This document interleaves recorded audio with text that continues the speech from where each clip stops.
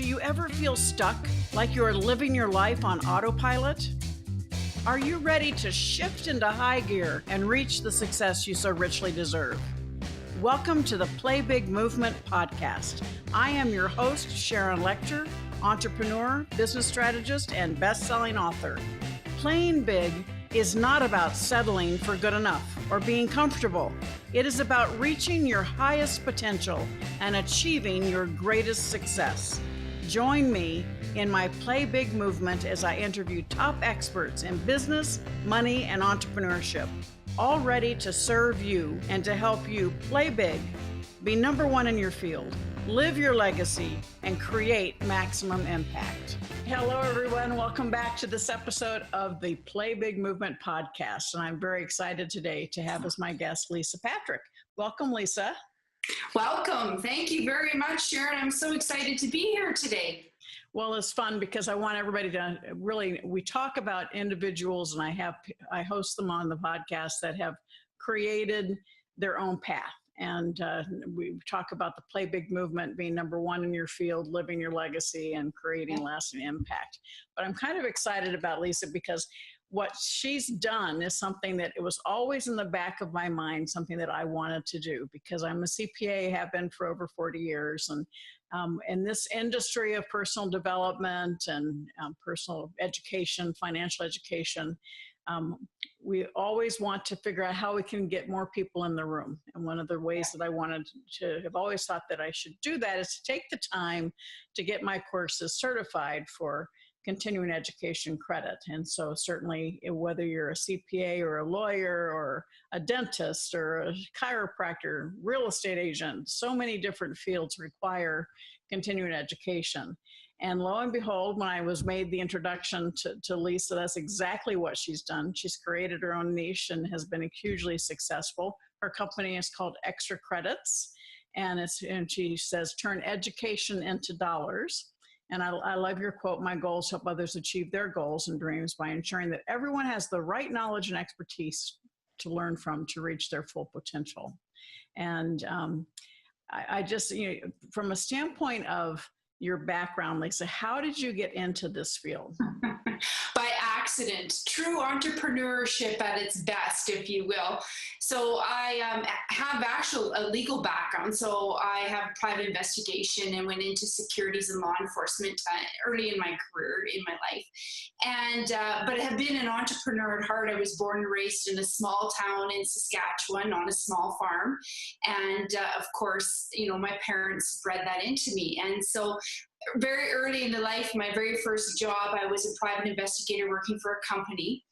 And I worked for them for 6 months and said, I didn't like this. I don't like working for somebody else. I want to work for myself. And so I started my own private investigation firm. And so that was really my very first eye into entrepreneurship. And from there, I successfully exited that and had twin daughters. And at the time, was working with an accountant. And she wanted to get some of her information of bookkeeping and tax products that she used internally onto the internet. And so her and I started to work together. And that's really where XTRAcredits was born, unbelievably but true. So what happened was, as I was working with coaches and I was dealing with retreat locations that they were at, helping their clients ensure that they had the proper paperwork to support their tax claims for business away while they were on their retreat and convention taxes, we realized that a lot of those professionals that were on those retreats needed continuing education, not just from CPAs, but we had engineers and we had a financial planner and we had an actual coach who was accredited at the International Coaching Federation. We thought if we can take the content that's being facilitated in those sessions and get it accredited, what an amazing value add that would be. And so we started in the construction industry, and then we thought, well, if we can do it in the construction industry, can we do it at NASBA for CPAs? And we found out we could do it there. And then we did it for massage therapists. And then we did it for funeral directors. And we realized, hey, there's an opportunity here. There's a gap in the market.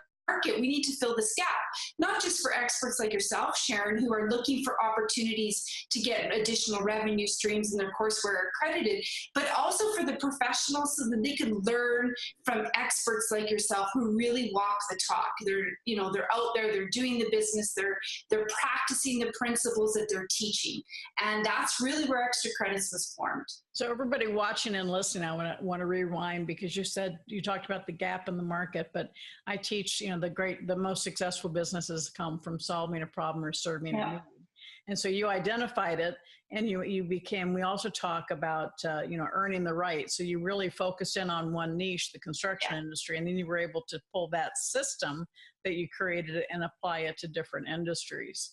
Yeah. And so did you ever imagine that you would be where you are today when you first started this? No, not at all. And it's funny because lots of people will ask me, well, how can you be in so many different industries when, a financial planner has very technical skills versus a funeral director versus a coach? And really, we really hone in on the soft skills, because communication skills, leadership skills, those are cross-industry market. Yes, you have to tailor them a little bit differently for each industry, but it's a massive opportunity where nobody really was in that market. There's, we have competition, obviously, because, there's real estate companies out there that are, delivering continuing education, quality content for realtors.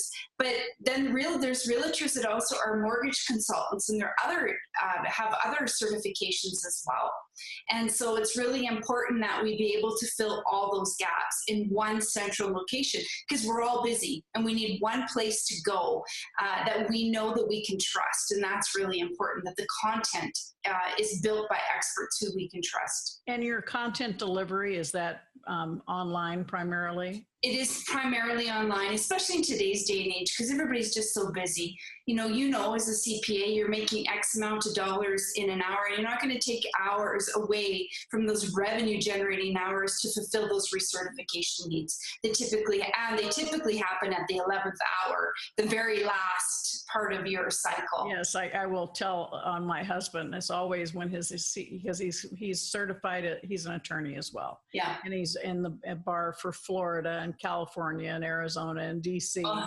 And as far as the national, and in addition to the national patent bar. So it's always like, okay, by such and such time, all of a sudden I see him and he's in his office watching hours of online continuing education credit to get those last few hours signed off on. So absolutely. And those MCLEs in that particular case, right, are really important. I mean, after all, if he didn't do it, he'd lose his certificate, and that would not be good. Yeah, well, he doesn't cheat. He goes through the whole thing. I see a lot of people who try and scoot through, but not Mr. Integrity. And that's a valid, and that's a very valid, point, Sharon. The way that we built our system, so because we were able to really look at multiple industries and work with a number of accrediting bodies, we discovered some of their pains as well. And that's that's important, because every industry and every association is usually resource slack, if you will. So their administration and their resources and their availability to handle a big project or a big continuing education program is really cumbersome. And so we realized across multiple markets that everybody was struggling with some of them same pains. And so when we built our program, our learning management system, we partnered with a company that was able to help us really standardize some of those certificate distribution problems that the accrediting bodies were having, so that people can't cheat the system. And that's really important, not only are they cheating themselves, because they're cheating themselves of really good education that really is for the betterment for them personally and professionally, but they're also cheating the system, and that's important. Right. And their clients, because they're not actually taking the education that they need. Yeah. So again, reiterating, you were serving not only the customers, the people that need to have the continuing education, but the systems who needed to provide that education. Yeah. So you were I talk about becoming an expert in your field, but then also you went from expert to authority when you were able to do it through multiple industries. Yeah. So was it just an easy ride, or was there a point in time when you said, is this all worth it. It's just, I'm going to Well, you and I both know that anything that is big is never easy. It's an ongoing learning process, and we definitely have made mistakes along the way. There's no doubt we've had challenges to overcome, and we will continue to, obviously, because I do believe that in a mistake is always a learning experience, and that's really where we get better at anything we do, right? Because we learn from our mistakes. We hope. That's my definition. There are no mistakes, just learning opportunities. Yeah, absolutely. Well, and I think too, you talk about money as a life skill. And I think, when you're building businesses and you're building big business and you and I and everybody who follows you thinks big, none of us think small. Money is a big part of what happens in that cycle. And it definitely starts, I teach my kids all the time that it's a life skill, and you have to really adjust and learn from your mistakes, not only financially, but as well as professionally, and don't make the same mistake twice if you can. So how do we find Extra Credits? Is that this website, XTRAcredit.com? Yeah, and it's not EX, it's XTRAcredits.com.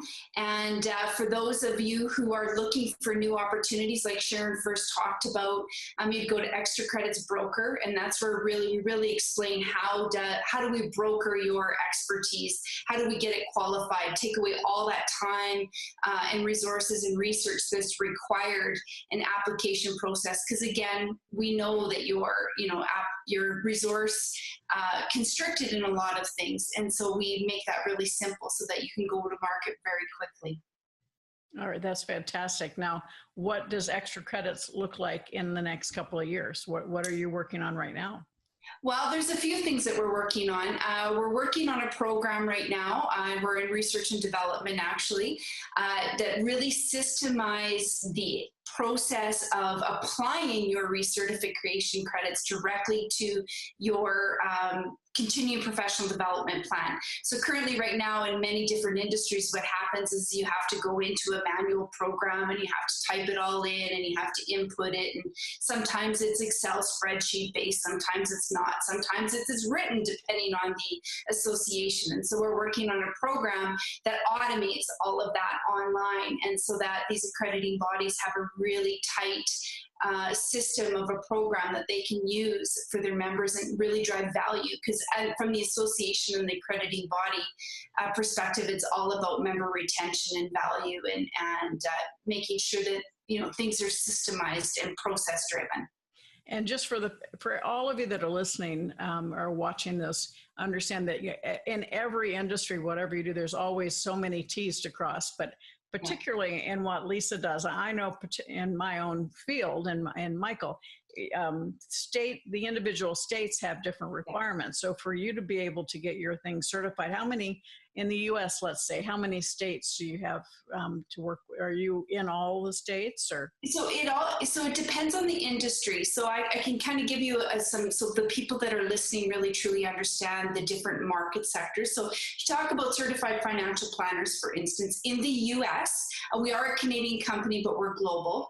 So in the U.S., the Certified Financial Planning Board is the authority that actually issues your continuing education credits. They're a national body.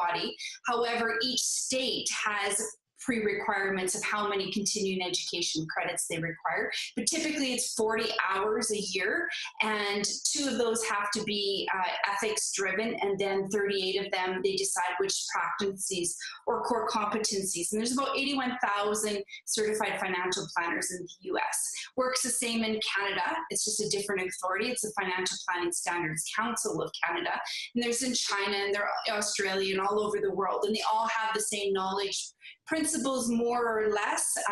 They're accrediting body decisions on what is meets their standards and what isn't is a little bit different.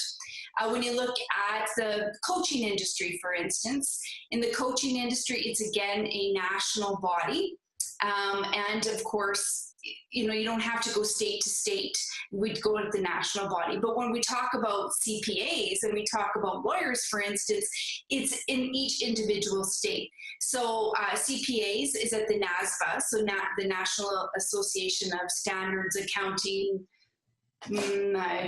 business accountancy. I think anyways, it's a big long, but it's NASBA is the acronym. So their CPEs are state driven, but the authority comes from the NASBA association. And so we get the authority at the state, and then each province, the onus is upon the CPA to determine how many credits.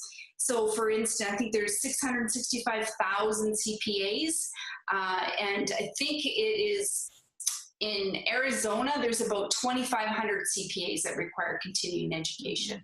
And then, of course, for lawyers, it works differently. Again, you have to go to each state bar to get approval. And we do that typically on the behalf of the client. So for you, Sharon, or for your husband, for instance, because he's in multiple states, we would go to each state and get his courseware accredited for each state. And then he would go back to that state.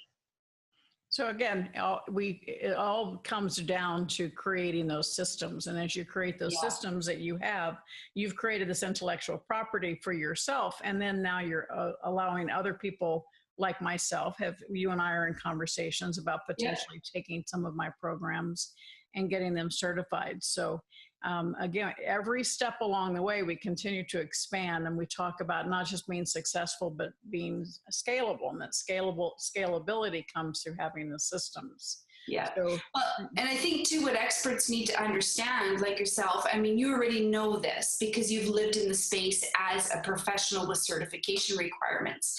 But for some of those experts out there who don't have a certification requirement, you need to understand that this is a mandated industry. This is an industry of professionals that have no choice. They have to take the continuing education. And so if you're really, truly a topic expert in your industry, you know, why would you not want to be able to deliver them your quality content?